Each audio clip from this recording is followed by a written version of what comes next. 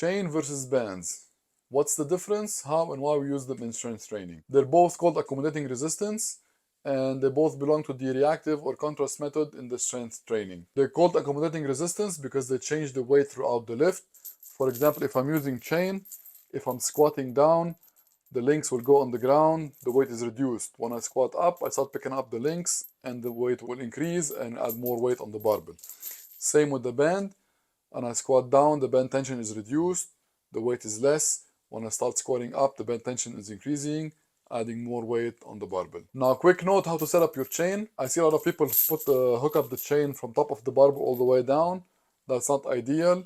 You want to concentrate your chain weight within your range of motion distance. From my experience and measurement, for around 6 foot tall guy, 180, 185 centimeter, you need around 60 centimeter of travel. If you're bench, squat, deadlift, overhead press, this is how much you need the length of your chain. And you hook that chain to a smaller chain to the barbell. And one more note, you always keep few links on the ground of the chain when you're standing up.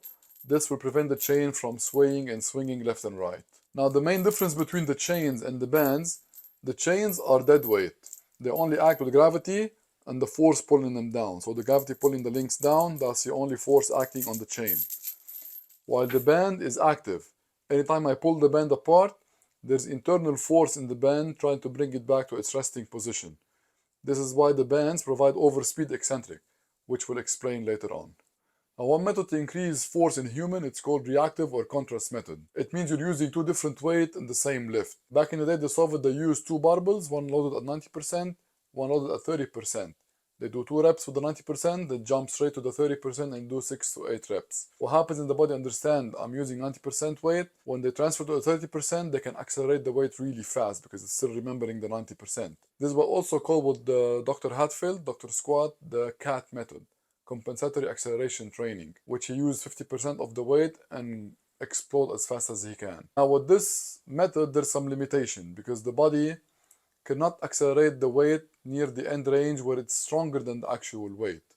This is when you have to explain the strength curve of any lift. The strength curve, we have the force, we have the joint angle. We have 3 types of curve. We have the ascending one, we have descending, and we have a bell curve shape.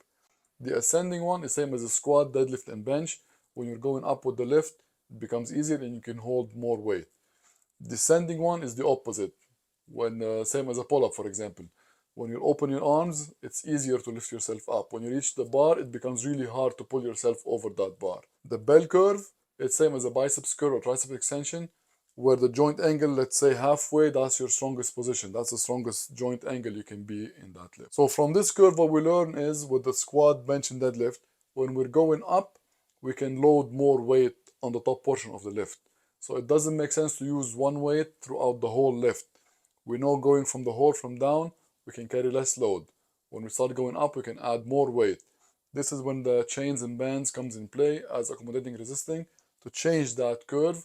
So actually, when you're going up, you're adding more resistance. So you can recruit more the muscle fiber type 2, which are really hard to recruit unless you load them to the max.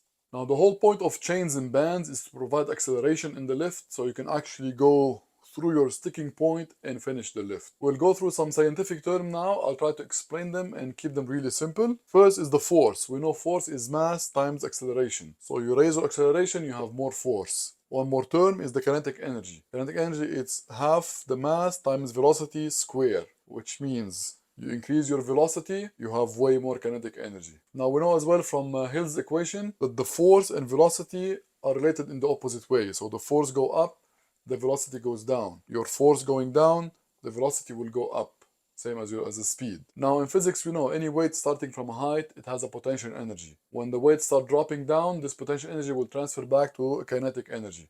Now in human, it gets stored as elastic potential energy in the muscle and the tendons. And we know you can hold this for 2 to 3 seconds, and then you can reverse it back to a kinetic energy. With this formula, we understand that if your speed is high, your kinetic energy is way more. So if you double the speed, you get 4 times the kinetic energy. If you triple your speed, you get 9 times your kinetic energy. That's when it makes difference when you're lowering down the bar. The faster you go down, the faster you go up. Under one condition is you are controlling the weight, not only dropping the weight down. Now we'll explain this curve a little bit quick. We have the force, we have the time here. This is the human strength curve. You start descending with the weight.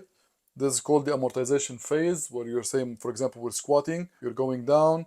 This is when you reach the bottom, and then this is when you reverse the force going back up. This is the acceleration, you're going up until you reach the force max, and then you cannot sustain it for a long time, and then it goes back down. This line is called the absolute limit strength. The higher this line, it means the more you can generate force under time. This is the T max, and this is force max. So force max over T max is called the explosive power. It means how much you can generate power as fast as you can. Now here we have a Q angle. This is called the amortization phase, how fast you can switch from the descent to the reversal strength, to the acceleration. A is the angle for the acceleration. The steeper the angle, the more acceleration you have. In strength training, this is very important.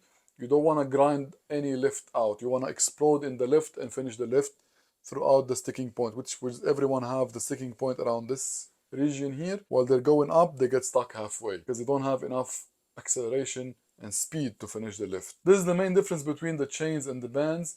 The bands provide the overspeed eccentric phase here, which increase the velocity. You can have more kinetic energy to transfer it back and push on the weight lifting up. If you ever train with bands, you know that the moment you unrack the bar with the bands, that bar gonna pull you straight down. This is called the overspeed eccentric. And this is what the chains lack versus bands. Now, both chains and bands, they provide acceleration because of the weight change in the contrast method, and they eliminate that deceleration of the bar at the top range of the lift. This is why we call them accommodating resistance. Now, for the amortization phase, we know that the depth jump or drop jumps, they really work for that Q angle, to increase the Q angle. So rather than having the curve at this angle going up, you have it more steeper, which means you have more reversal strength. This is the same way like Louis Simmons, he start doing the box squat. You descend back down with the band, you create that overspeed eccentric, and boom, you sit on the box. Call it virtual loading. We know that you can store energy for 2 to 3 seconds in the muscle and tendons, and then you explode back up. If you ever try to do like a long pause, say you squat down, you pause for 10 seconds,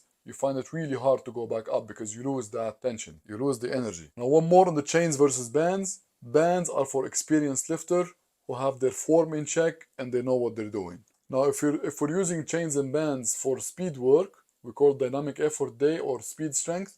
These should be 25% of your bar tension, and the other 50% will come from normal weight, and you cycle for 3 weeks wave. 50, 55, 60%, and you go back down.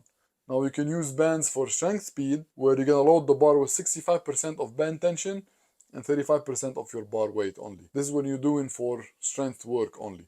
And this is for experienced lifter only. Now, who will benefit from the chains and the bands? Anyone trying to increase his strength or athletic performance. While the chains can be used by almost anyone, even bodybuilders, for example, to increase the time under tension, as we've seen with the squat, bench, any lift you're doing, if you add chains, it will change that strength curve so you can have more tension on the top of the lift. Versus the bands are more for experienced lifter looking to increase his strength and athletic performance. This is it for our video for the chains versus the bands. Hope it was helpful, and thanks for watching.